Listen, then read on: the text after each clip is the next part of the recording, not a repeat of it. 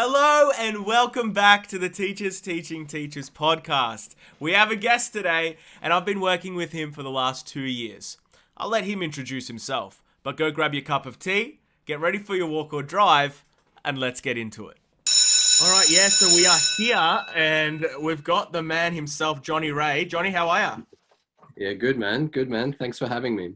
Thank you so much for coming on. This is obviously one of the early episodes, but really excited to really get into the details of your journey into teaching. So hopefully there's a lot that people can learn from, but also just like feel as though maybe something that they can also relate to, which I'm sure we'll get into. But obviously, before we get into that, give us a little bit of who are you? Who is Johnny Ray? Like, who is the man? Go for it. Like a little introduction. That's a good question.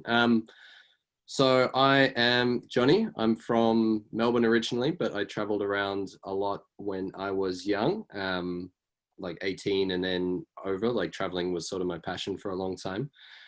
I was lucky enough to be able to go overseas all around the world and to work in places like Cambodia. I worked in the UK for a little while. And yeah, that sort of got the thirst for passion and learning beyond that, learning about different cultures, about different people, the way they are. And that led me into like a sociology degree, basically. And where I was able to explore that academically. And from there, got into Teach for Australia. Obviously, that's the super quick version, but that's more or less it. Yeah, and I'm sure we'll be able to elaborate on a few of those points. I really want to explore that idea of traveling and also teaching around the world like a bit more too. But before we get into a bit more about how you started, maybe looking at like your university and also traveling, what I want to do on this pod at the start of every episode is give the guest 5 general random statements around teaching. And I really want you to just give me a yes or a no or an up or a down and then a why, a very clear why. Okay? All right. So, yeah.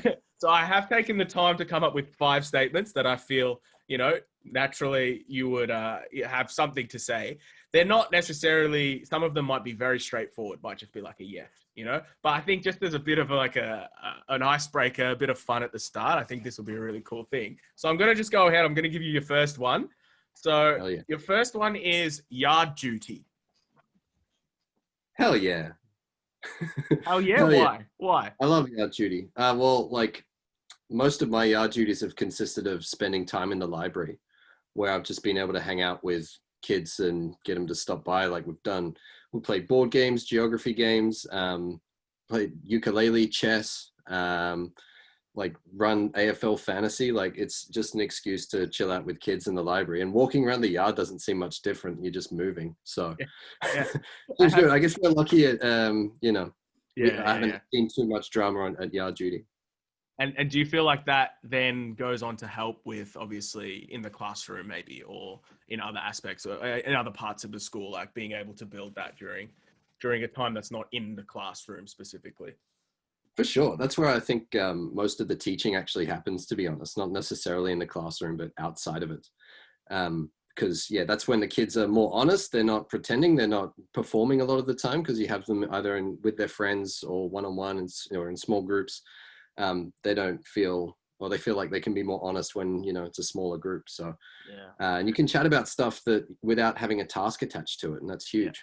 Yeah, for sure. Well, fantastic first one. Let's move on. So number 2, I've got the statement that is teachers get too many holidays. Nah, come on. Stop pretending with that.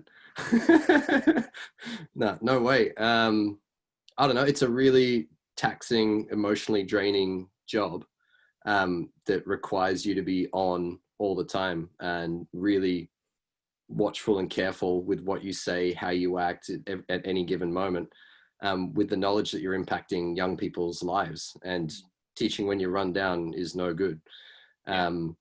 So yeah, I would say no, but I do appreciate it a lot, but it's okay in my book. Yeah. I think the thing that annoys me with a statement like that, and I know I'm going off, I'm not the one answering these, but well, it's when they start comparing it to another job, like right next to each other, like almost saying they're the same thing, but you get this many more holidays. it just doesn't take into account everything. Like, I'm sure if you have a proper conversation, you actually like delve into what's involved, then okay, like you kind of get why they're there. Like, they're not just there to give us holidays, you know? I think that's Mm, something that a lot of people also miss. But we could have a yeah, I mean, whole pod on this. well, I'm looking forward to spending some of my holidays having a break, but there's going to be a lot of planning. There's going to be a lot of getting stuff better for next year. So, Yeah, yeah, for sure. Awesome. All right. Writing on the whiteboard. oh, yeah, I'm a big fan of writing on the whiteboard, to be honest. I'm not the best at it, and every time I read it, it's too small and like this. But I'm a big fan of writing on the whiteboard in response to student needs, whereas compared to like making a PowerPoint, spending like 40 minutes trying to find the perfect picture to fit in your PowerPoint, I'm not a big fan of that personally. Fantastic. All right. The fourth one we've got is lesson planning. Nah. Lesson Nah? planning is, to me, I mean, have a lesson plan, yeah, but Yeah. like formally like writing out every lesson, like this is how every second of the class is going to go. I think that's a waste of time. I think it's good to have unit plans and like assessment cycles and that sort of thing. But in lesson to lesson, like write a 1,000-word plan like you do or like we've done for academic purposes. Nah, come on. Yeah. Yeah. Very good. And let's take us home with key selection criteria. You've had some Well, great experience with this one in recent yeah, times. we have. um, I mean, I guess that's what they're there for, and like, you know, I feel like we're not bad at it, right? Like, Yeah, yeah. it's yeah, they can certainly, they shouldn't be the be all and end all for something if you're choosing them for a job. Success criteria, same thing. You know, you want to know what you need to do in order to do the thing. So, Extremely long-winded at times, but I understand why they're there. yeah, for sure.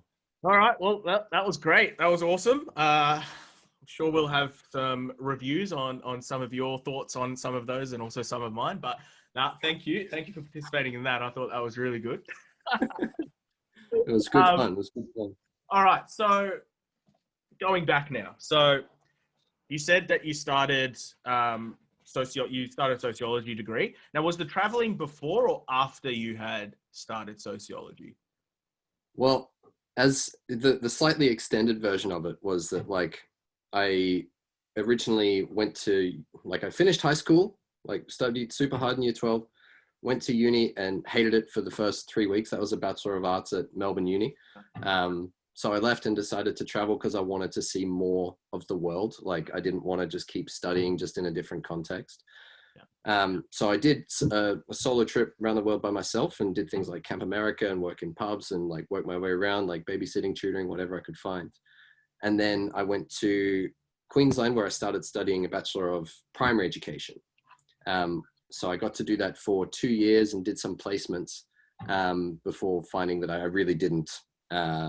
I always liked the teaching, but the tertiary education of the teaching was draining to say the least. You know, we just spoke about lesson plans. Yeah. Every assignment was a lesson plan for, well, I was 2 years in, it was going to be 2 years more of that.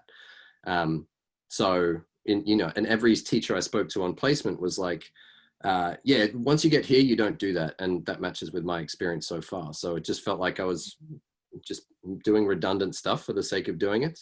Yeah.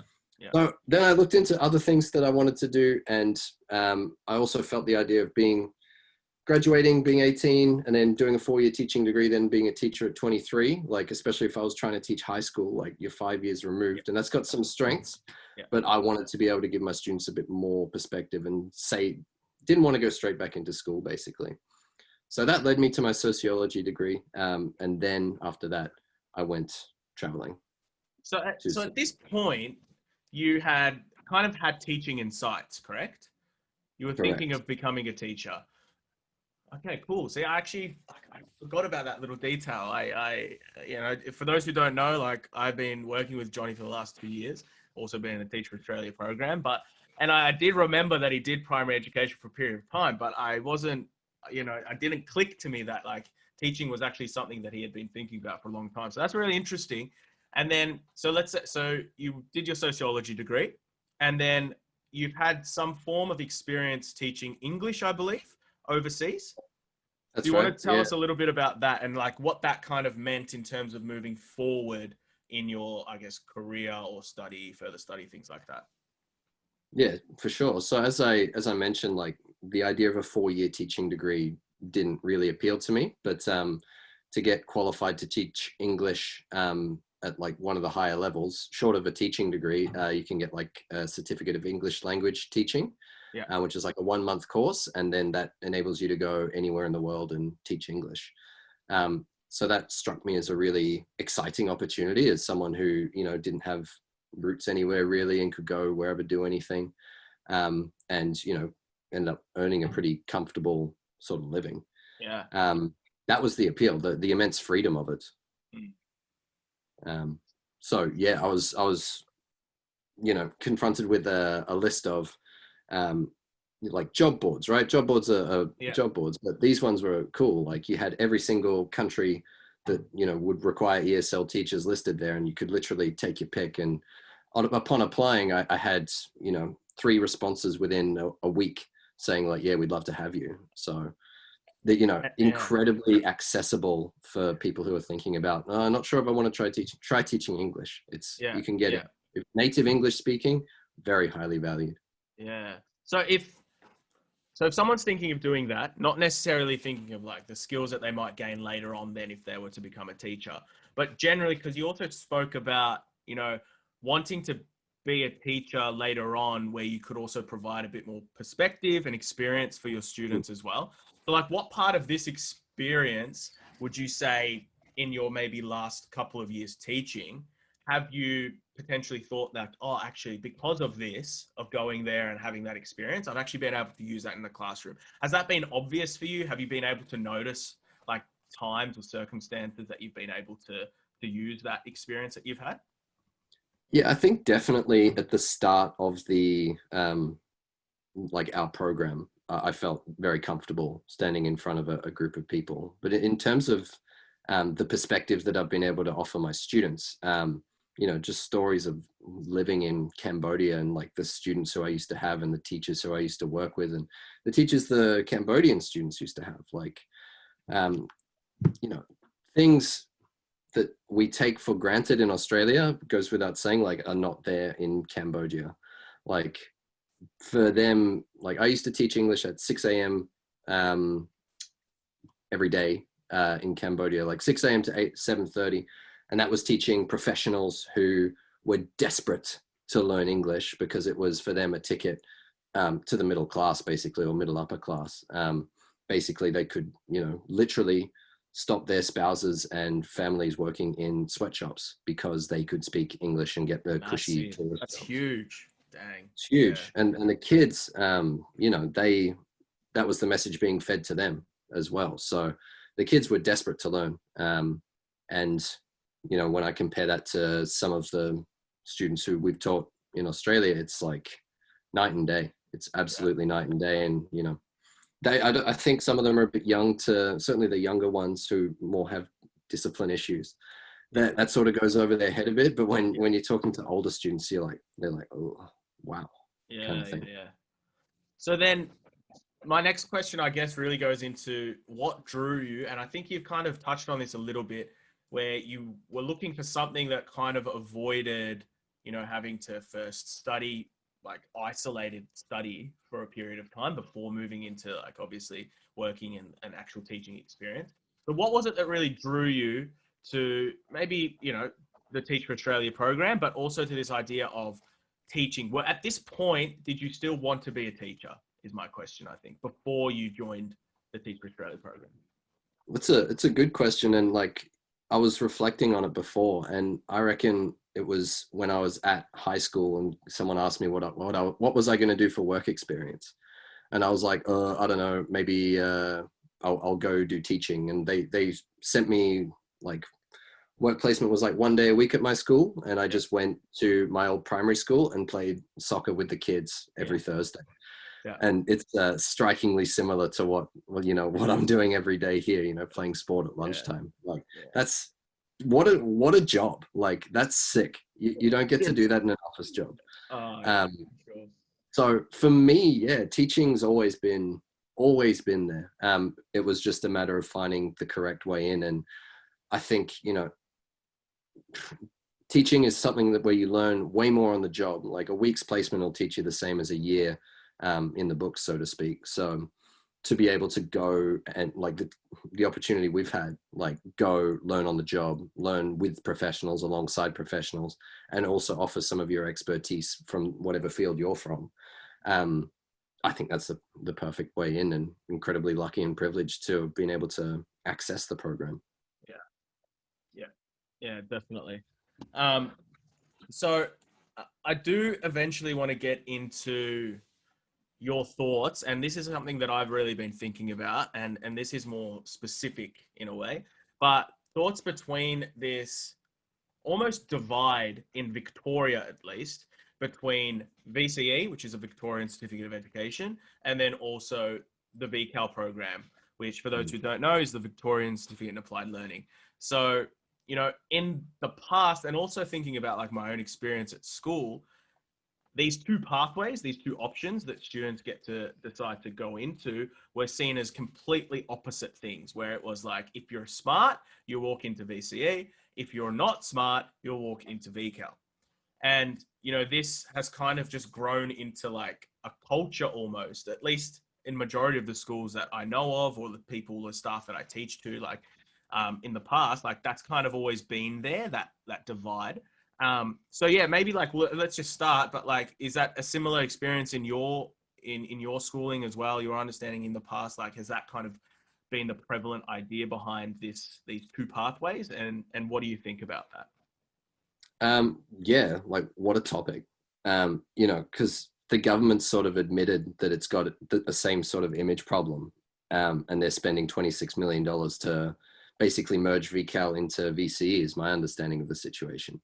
But the school I went to, the alternative program was IB, like International Baccalaureate. So I was obviously quite removed from VCAL, full stop. But you went to a school with VCAL, right? Yeah, yeah, Yeah. correct. Was Correct. that the case? Like, dumb kids Completely go there. removed. Yeah, honestly, it was. There was a little bit of understanding that, okay, if I'm moving into like more of a hands-on or a trade or a, something that requires a certificate or a diploma, then VCAL is my path. But that was within at least the students, that was not what was seen. What was discussed in the student body really at that time was like, what are you doing? Oh, VCAL. Oh, you're just bludging then. You're just getting through. You're like, you don't really care about what you're going to do. Or, oh, you can't do VC. You're not smart enough to do VCE. These were the like little comments being thrown around between students. And I mean, being now teaching for a couple of years, and I'm sure you can also speak to this, but like the impact that the way teachers also view certain things has such an effect on how the students then take that and walk with it. So like also, and I'm not saying every single teacher that I had that idea, but I think the school overall, like that was just a general consensus where, VCAL is easier, VCE is harder. Maybe that's the simplest way that it was divided. And so like most state or public schools that I know, or that my friends went to, like it was a similar kind of feel. Yeah, and students pick up on that stuff, like it's very rare that a teacher will say something like, oh yeah, you're dumb, you go do VCAL. But they will pick up on things like, oh, maybe VCE isn't the pathway for you. It's like, oh, yeah. Okay. Like, yeah. Kids codify it themselves and they understand what's being said. But to me, the incredibly disappointing thing is that is how it's viewed. Yeah. I've been to VCAL sort of conferences, and that's the battle that's being fought, when really, like, vocational training, like these are the people who are going to end up being our Sparkies, our Chippies, come and fix your aircon when it's broken. We want these people to have pride in their work and to like be prepared and be intelligent, capable, social people. And that's what VCAL aims at doing. Academic rigor isn't necessarily the vehicle to a better society. I think, pride in your work, is pretty important, right? Big time. Yeah, for sure. Yeah. and then I guess it kind of, you know, it provides that option then to really think about the current system that we have in place for these year 11 and 12s, like even VCE, and delving deeper into that and seeing like, does that actually cater well enough for all of these different like things? Does that actually provide students to have pride in their careers or their future pathways? Like, you know, I think a lot of the students would say there's a certain technique that I know I need to do in order to like do well a lot of the Mm, time. mm. And that's not all of them, but I think like in some aspects, like I think if you can master a certain technique in VCE, you can still do very well for a few subjects. Um, Oh, yeah. I think VC is a lot about study skills and yeah, preparing you for further study, like yeah, preparing you for uni in whatever field you're interested in. yeah, But if you can master the study skills, it doesn't matter what subject you're doing, you'll smash it. Um, yeah, so I think VCAL, like in that way, VCE and you know, I can't speak to other state systems, but I imagine it's similar. You have a very clear set, all right, you know, key knowledge, key skills. You're teaching this, you're learning this. That's what's there. With VCAL, it's super open. yeah. You know, it's really, really flexible in the ways in which people can apply what they're doing, and they're a lot more able to follow their interests in that way. Yeah, yeah. So then I think you're the perfect person to ask, but where do you view, or where would you like to see VCAL move? At least in one aspect, in the image of that, in the image that it holds within like the student body, but then also like the expectations that also come with a pathway such as VCAL or applied learning, you know? Like where would you like to see that move, maybe from where it has been or where it's like currently going? And I think in some aspects, at least in our case, like I think it is moving, but then Mm. obviously there's, you know, it's something that needs to be consistently embedded. So like, yeah, maybe just some thoughts around what you have around the VCAL program more specifically. Yeah. Well, I think where I'd like to see it move is like down the year levels. So I think it should be far more like we shouldn't subject students to academic learning prep to 10, basically, beyond a couple of tech subjects. Yeah. Some of the kids we teach, especially, like, no, then they're not interested in university, and that's fine. They're interested in other things, in farming, in making stuff, in doing Yeah. stuff. Yeah. And we've seen programs be immensely successful um, that do involve these more hands-on type things, and I put hands-on in quotation mark because hands-on is code for brains off, Mm, which is just not true. You know, to do something properly, it doesn't matter what it is. You need care, patience, time, and effort. And I think some kids thrive when they're given a set of knowledge, of books to read and knowledge to learn and notes to make, and others thrive when they're asked to you know, put up a tent or build a fence or build a table or paint something. I think, yeah, a more accessible and differentiated curriculum, I suppose, is would be where I'd like to see VCAL, because it's very open and very innovative in its design, and it's a real shame that the government's seen fit. It's like, nah, it didn't work. Let's put it away. yeah. Yeah. And do you think like this thing that they're thinking about merging in a sense, or offering it in kind of the same sphere, do you feel as though that is almost kind of neglecting it, or do you feel like this is a good step? Um, I'm not sure from a VCE perspective, but from a VCAL perspective, it's devastating, right? Yeah. Like Yeah. they're removing the program and essentially admitting that it's been a failure, and you know, maybe it'll come back in another way, shape, or form. Um, but it's certainly not a good message to be trying to give to our students. Like, oh, the VCAL program's going away. Why is that? Ah, well, yeah. Yeah. Yeah. You know, they, like I said before, they're cluey. They're not dumb, Yeah. and they Yeah. can read. They can read a room as well as anyone. Yeah. Um, so yeah, it's tough to defend the validity of a program that's getting shelved. Yeah. Yeah. Very true. And, What and do you think? maybe, well, I really haven't looked into it enough to know what the like plan actually is, and I'm not sure if there really is a plan yet in place. More so, just kind of like an idea that's been thrown out there. But I think they're like, it's a bit more than an idea, though. It seems as though like it seems like it's Heavily probably going to recommended happen. Yeah. suggestions. It's like, yeah. So yeah, I mean, I really haven't gone into depth into like what it might look like. I mean, I think like everything, there's probably there's probably ways that it can be extremely beneficial, but I think that needs to be found. And obviously someone who hasn't really been involved in the VCAL program, I'm coming from a place of not really knowing exactly what's in that program now. So I can't really come from that place and be like, yes, it fits in, or no, it doesn't.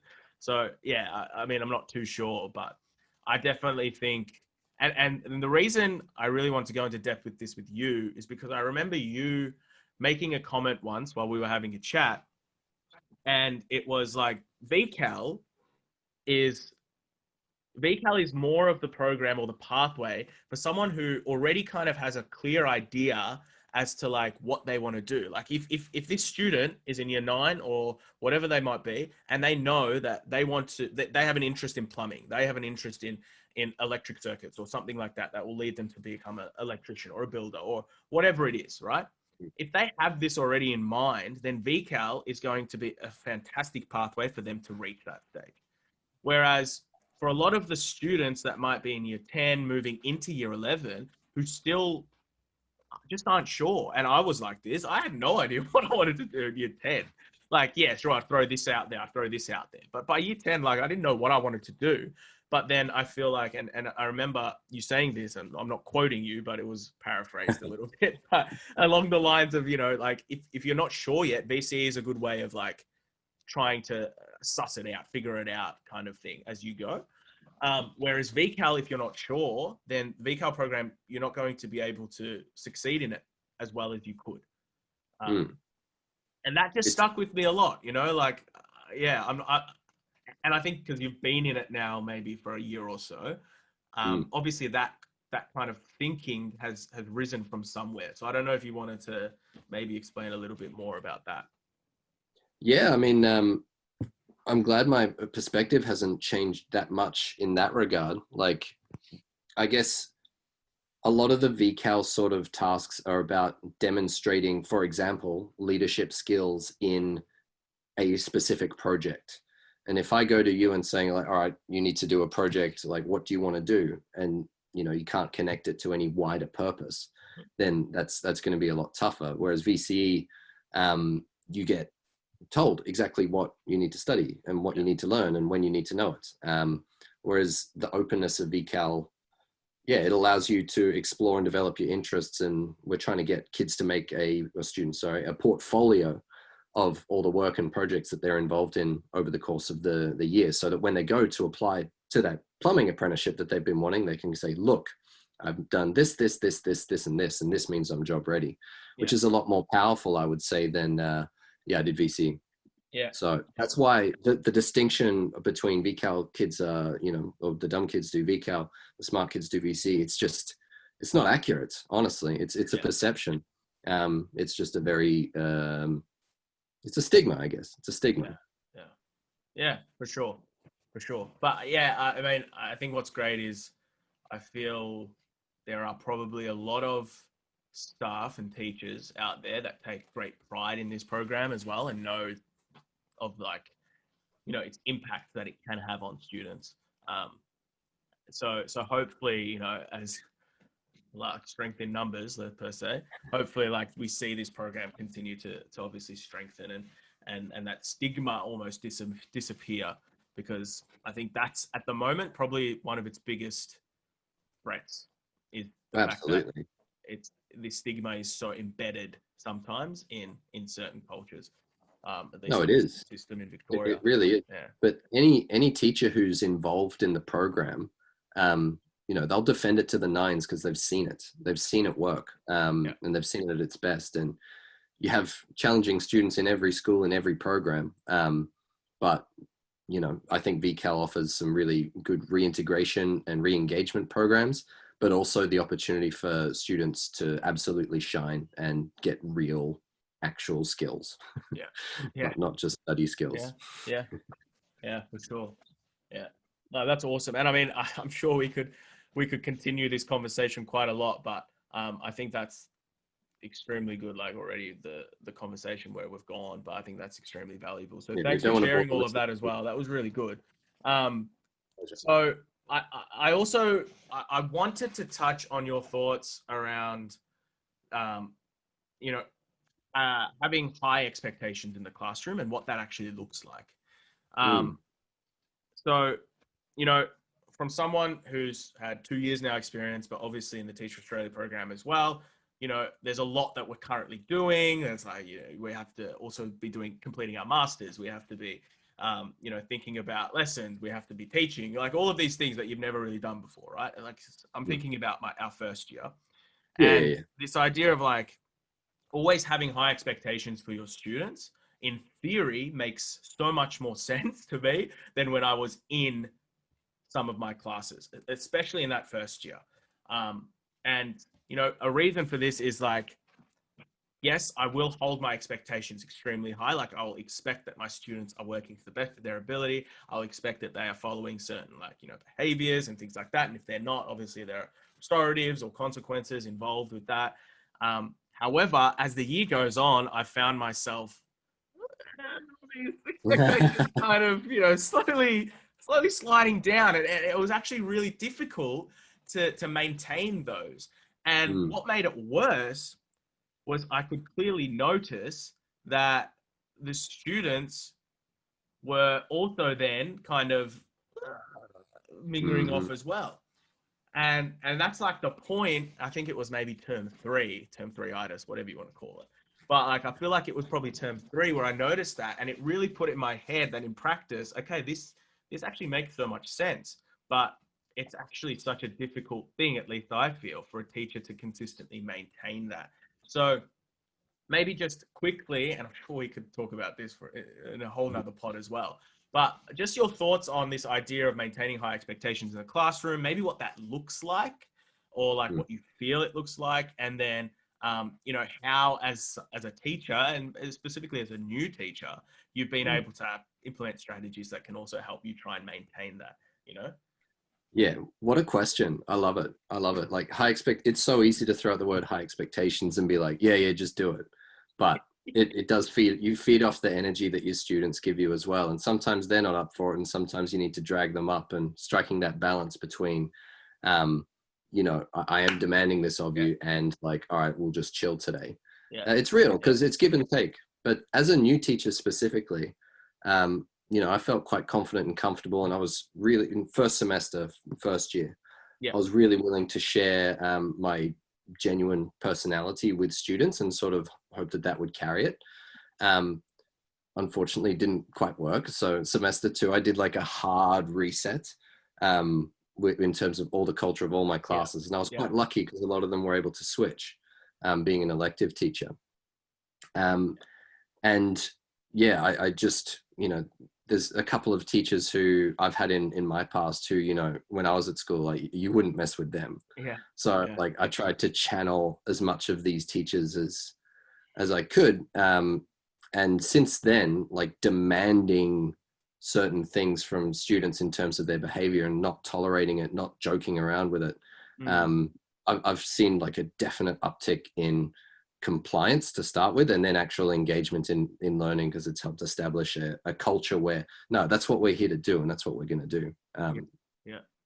And Yeah. yeah, yeah, I think when people hear that, then like how like obviously like strong you were with this idea of demanding certain things, I think a fear potentially in new teachers is that students are gonna hate me though. All the yeah, students are gonna yeah, hate me. So then it's finding like that balance between firm and also loving at the same time. Like yeah. everything you're doing in your like you know in your like setting up high expectations and firmness is all really to you know enhance the development and strengthen these students their abilities their capabilities, right? Mm. So then how, and obviously you can get that really right, you can also get it really wrong where you know you might be setting these high expectations demanding, but then suddenly like you've got all of these students not on your side, and once they're not on your side or they don't believe you that you're Mm. actually looking out for them, it's game over, see you later, bye bye. So Yeah. like have you experienced any challenges like that? I'm sure you have. I think every teacher has Yeah. experienced a challenge like that. Like, you know, what's that? How do you, one, not let it get to you personally? And then two, how do you also like think about finding that balance? Yeah, I guess you know, something you said, like genuine. Like you got to be genuine, and you can perform a little bit and still be genuine. Yeah. And I think on the question of being liked is, some kids and people just won't like you anyway. It doesn't matter who you are. No one's universally likable except for maybe you. I don't know. People seem to like you for some reason. Some reason, yeah, I don't know, man. I don't know. I don't know what it is. But, yeah, some kids will like you more than others and be drawn to you more than others. Some teachers will bond with different students differently. Ultimately, you're there to, as a teacher, you're there to do a job. On top of all the learning and the caring, the whole like wrap around holistic care of the student, all that sort of stuff. It's still just a job. Yeah. And I feel like, there can be sometimes a culture in education and our program of like, give everything to the students all the time, give them all your spare time, give them every thought and care. And while the sentiment behind that is lovely and it leads to amazing results, I feel like it comes at quite a high cost. Certainly for me, like, absolutely. So if I feel like demanding things of students in terms of high expectations is going to be beneficial for the class as a whole and help learning, that to me is what I'm there to do. Yeah, perfect. Yeah, terrific. And I think that's the reason I wanted to cover that as well. I think that's a universal struggle that new teachers, but also like experienced teachers as well that have, been teaching for years will still channel, because every student's just different. But you can have also high expectations without being like super mean and rude. Like you can do it in a funny way. Like I described the state of a messy room as offensive to some students, and they were like, had a laugh, and then they went and cleaned it up. So it doesn't always have to be super strict, super mean, super rude. It's if it's coming from a genuine place, the kids can smell that. Exactly. And I think that's finally, and maybe before we get your some final thoughts, but that leads then to this idea of like, well, at least when we were going through the Teach for Australia program, like there was a couple of days where we spoke about like finding your teacher persona, right? So finding this person or persona or personality or whatever you want to call it that you bring into the classroom, all right? And this can obviously be like one of the main things was like it needs to be part of you. So it's not something that you're bringing in that's like not you. Like I would not come in as a prison warden kind of persona, right? Because I just don't know how to do that. Like I wouldn't be able to. I maybe start like that for 10 seconds and then I just I'd lose it. That persona would be gone, right? And I like theater, I like acting, but that just wouldn't work. That's too far. It's just insincere. It's not real. So and I remember spending quite a bit of time as to like, what kind of persona do I want to bring in? But what's interesting is maybe after the first semester, I kind of in my mind, I feel like I scrapped this idea of what my persona is. And I was just like, who am I and how can I bring certain things for these students? So personally for me, it wasn't anymore like, oh, I'm the parent, or I'm the mum, or I'm the nice neighbor, or I'm the person who will, help someone if they fall over, something like this. I was just Sana, and I was like, this is what I want to do, and this is how I'm going to try and do it. And I just felt like that made it clearer in my mind. I think at the start, it's helpful to be like, you're bringing in someone or something that you're going to then be able to, absolutely give to these students. But then I think you find, through teaching, naturally, I think you find what works, and then what works is who you are. I don't know if you had a similar kind of experience, or if you just neglected this persona idea from the start, or you took something in, it didn't work, and you were like, I need a reset. Like, well, my learning around the teacher persona has like really gone up in the past few weeks because we've had our Head Start program, right? Yeah. And for that, I was able to manipulate teacher persona in a way that was responsive to student needs. So, for example, knowing that the VCAL cohort was dealing with these expectations and preconceptions of, oh, it's a joke, it's a meme, I'll just bludge. I went in like, as officially and like hard and firm as I possibly, sort of could, and Yeah. wasn't taking any nonsense from any of them at any Yeah. point about Yeah. anything. Still very open to their questions and stuff. But then for the year 11 VCE class that I was teaching, like I wanted a more communicative, relaxed sort of feel to the lesson. So I set the tone like that. It was a bit more sort of get to know you, how you doing, like establish a completely different culture. And I did one in the morning and one in the afternoon. Yeah. And they were, I think, pretty effective in the end. Yeah. Yeah. We'll see, I guess. Yeah. Okay. That's cool. That's cool. I like how you phrased it as well. Like you're bringing in a persona that is catering for that cohort's needs. I think that's essentially what a teacher aims to do, right? Bring in something that's actually going to assist that bunch of students in front of them. Yeah. Yeah, for sure. And, so every class takes on its own identity. Some need to be reined in, some need to be pushed along, some need to be challenged, some need to be like heavily scaffolded every step of the way. Yeah. So, that's where a lot of the learning is that I've done over the past 2 years has happened, is like thinking about things in terms of nuance and with the students specifically in front of you, not, we spoke about lesson plans before, like lesson plans are written for vacuums a lot of the time. We're teaching students, not writing lesson plans. Yeah. Great. Love that. So, Johnny, I've had you for a while now. I'm sure there's so much more we can definitely speak on, but obviously, just for now, let's just touch the surface on a few things. Okay. But I guess just some final thoughts, and I was kind of like thinking of how to frame this, but I thought it might be beneficial, it might be nice or valuable if, just some final thoughts on maybe a biggest learning that you've had in your time teaching now, obviously being a new teacher, and then a recommendation of sorts, or like just something you think valuable for people maybe who've just finished their degree and they're going into teaching for the first time next year, or someone who's thinking about being a teacher. You don't have to sell it for those, but like, what's something that you could recommend as someone who's now had a couple of years experience under their belt? Yeah. Wow. My biggest learning, I would say, and the way that the job has sort of surprised me, is just how much time is spent around building engagement and motivation and buy-in. Because for me, I was always like a motivated student and I was around other motivated students. But, if students aren't connected to a wider purpose for either that specific learning or learning in school in general, I think you're really going to struggle to teach them anything because they're just not keen.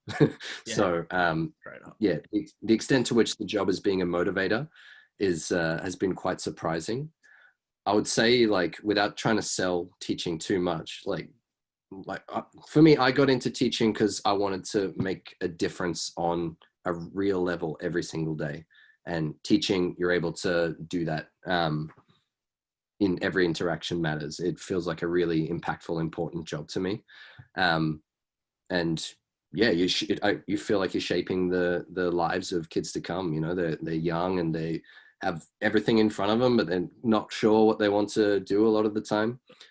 So you can just, show them, like, get them interested in new hobbies and talk about, like, wider perspectives on the world, beyond just, their life to and from school, because that's what life is like when you're young. You're just going to and from school, helping around the house, doing this, doing that. But the world really opens up once you leave school. So sharing that passion with students has been really exciting for me. It keeps me coming to work.